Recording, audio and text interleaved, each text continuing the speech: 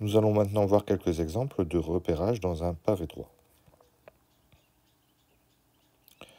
Voici un premier exemple avec un repère d'origine A.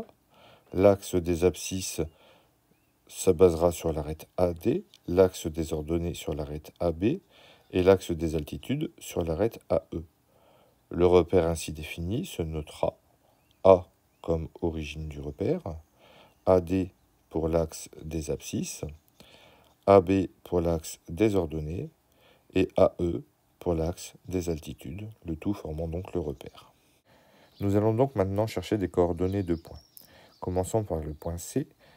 Pour trouver les coordonnées du point C, nous allons nous aider d'autres points. Pour chercher l'abscisse du point C, nous nous repérerons avec le point D, puisque les deux points ont le même abscisse, et donc l'abscisse du point C sera 4.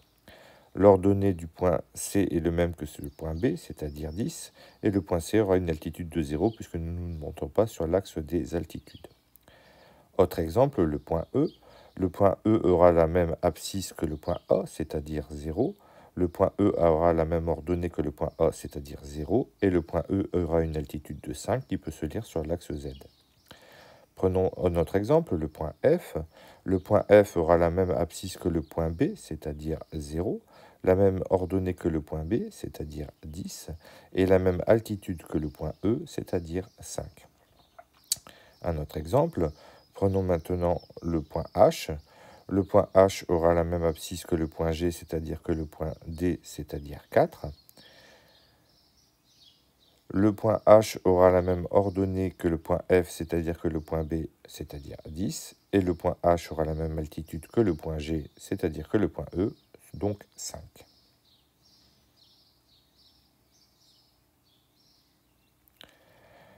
Un deuxième repère, un deuxième exemple, un deuxième pavé droit.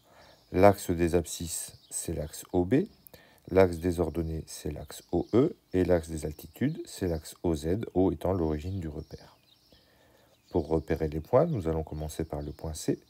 Le point C aura la même abscisse que le point B, c'est-à-dire 3.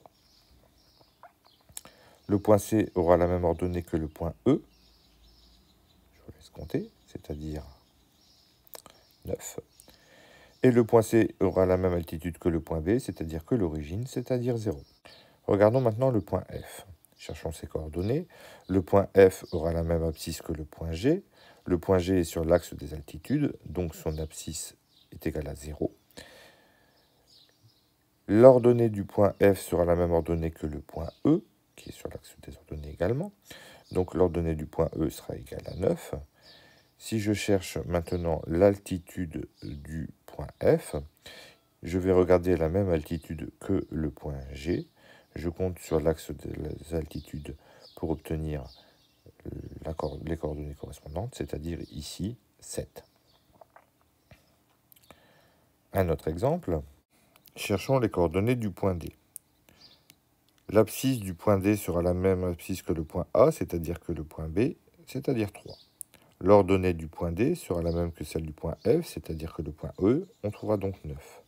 L'altitude du point D sera la même altitude que le point A, c'est-à-dire que le point G, c'est-à-dire 7. Un dernier exemple avec le point A. Si nous cherchons l'abscisse du point A, ce sera la même que le point B, on trouvera 3. L'ordonnée du point A, ce sera la même que le point G qui est sur l'axe des altitudes, c'est-à-dire 0. Et l'altitude du point A sera la même altitude que G, c'est-à-dire 7.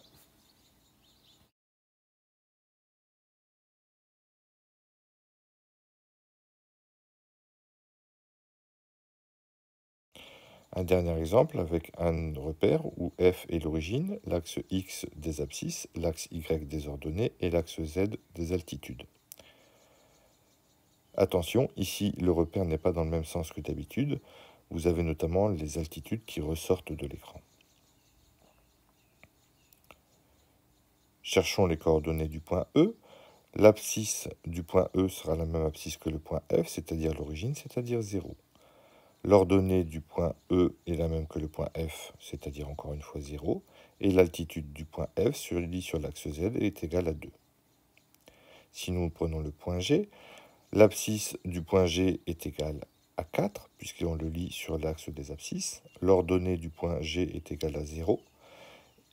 et l'altitude du point G est égale à 0 également.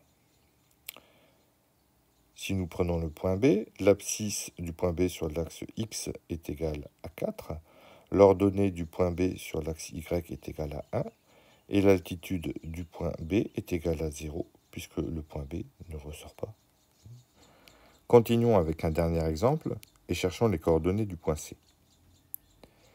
L'abscisse du point C sera la même abscisse que le point H, c'est-à-dire que le point G, et on trouve une abscisse égale à 4.